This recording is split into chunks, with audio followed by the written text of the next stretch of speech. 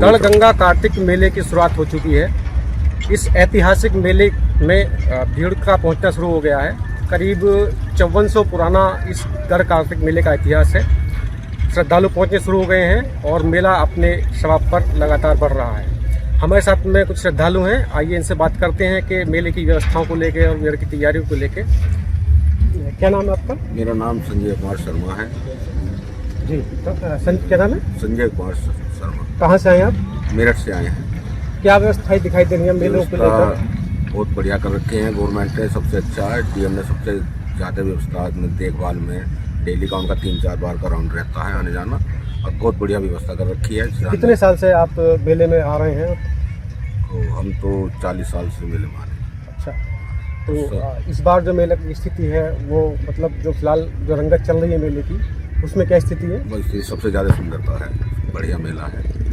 अधिकारी भी सभी, जिला पंचायत सभी के, वीआईपी के, सबके और भी ये ध्यान रखा जा रहा है सभी चीज़ों। गढ़गंगा मेले का स्वरूप पहले से कुछ बदला हुआ है। आप देख सकते हैं हमारे पीछे तिगरी है, जनपद अमरोहा का ये एक गाँव है। पिछली बारों में गंगा का मेला इससे काफ़ी कई किलोमीटर दूर लगता था, लेकिन इस बार काफ़ी करीब आके इसके साथ पास में लगा है गंगा मेला। हमारे साथ मौजूद है पर्यटनविद भाटभूषण गर्ग जी। इसके संबंध में थोड़ा सा आप बताएंगे क्या स्थिति है मेले की? जी नितिन भाई, जैसा आपने बिल्कुल बताया, इस बार मेरे भी जीवन काल का ये पहली बार इतने नज़दीक तिगरी के मेला लग रहा है कि बिल्कुल यहाँ से पार करके जाने वाली स्थिति में है। इस बार मेले का जो स्थान है, जहाँ तक मेला लगता आया था, उस स्थान से लगभग 3 किलोमीटर उत्तर की दिशा में गंगा के अपर स्ट्रीम में मेला गया है। आप इस नक्शे के माध्यम से हमें कुछ समझा सकते हैं क्या? हाँ, आप देख रहे होंगे कि अभी जहाँ पे हम खड़े हुए हैं वह यह स्थान है।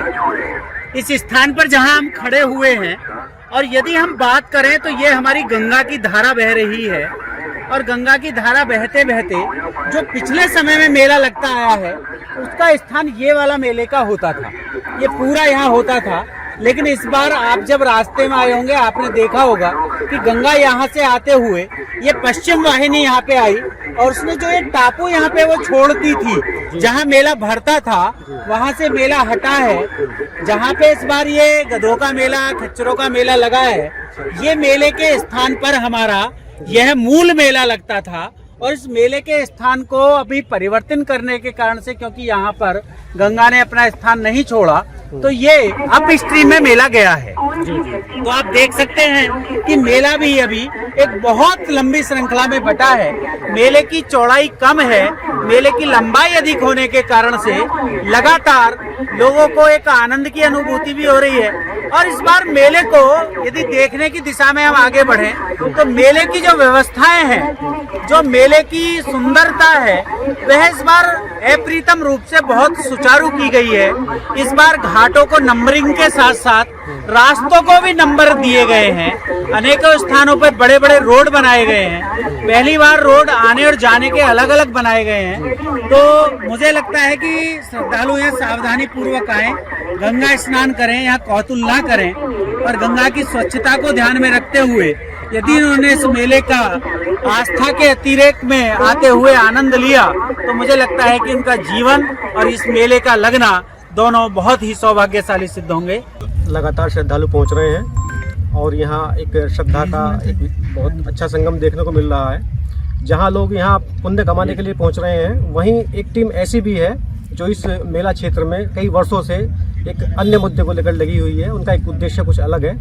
यहाँ हमारे साथ मौजूद हैं चौधरी प्रताप सिंह, ये स्वच्छ गंगा जन जागरण समिति के अध्यक्ष हैं। इनसे बातचीत करते हैं जरा। कितने साल हो गए आपको गंगा मेले में आते हुए?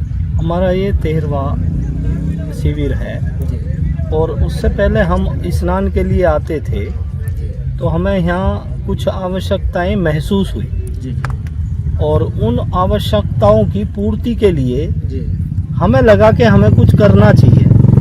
ये राजनीति के साथ साथ हमारा सेवा का भी भाव रहता है। राजनीति सेकेंडरी है, प्रथम सेवा है।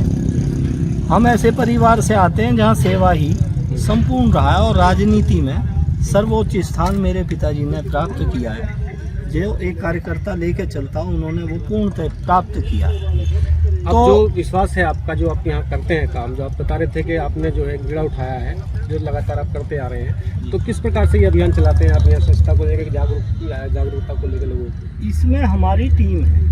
पहले तो मैं इस मेले के संबंध में थोड़ा सा बताना चाहूँ। ये मेला बहुत पुरातन है, सब लोग जानते हैं।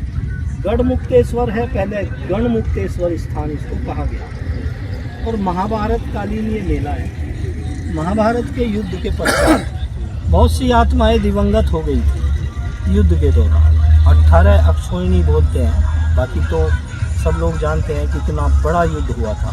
तो मानो कि जब से भाई पैदाइश हुई है, साल 2 साल के होंगे, 4 साल होंगे जब से मेले को देख रहे हैं। और सबसे बड़ी आस्था तो ये है कि जो हमारे प्रताप जी ने बताया, वाकई जो हमारे परिवार में कोई भी ऐसी घटना हुई है या हमारे पिछड़े हैं, उनके लिए दीपदान का सबसे बड़ा है ये पर्व, कि दीपदान लगाने के बाद उन आत्माओं को शांति मिलती है। और रही ये बात, बाकी में बहुत पुराना किसानों का मेला था ये। क्यों? आर्थिक स्थिति ऐसी बढ़िया नहीं थी। यहाँ आपके जितने भी आपके कृषि के यंत्र उस टाइम के जो हाथ के बने हुए थे, आपके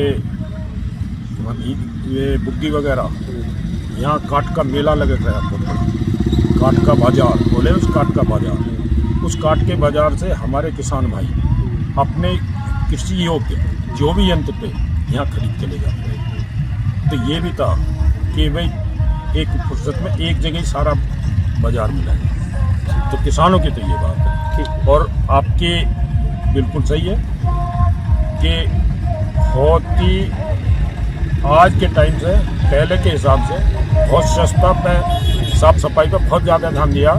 लोग प्रचार से भी जागरूक हुए हैं, और ऑटोमेटिक भी जब लोग प्रचार से जागरूक होते हैं तो आप ही मन में भावना आ जाती है कि तू भी ऐसा कर लो। ये है। ठीक है, धन्यवाद।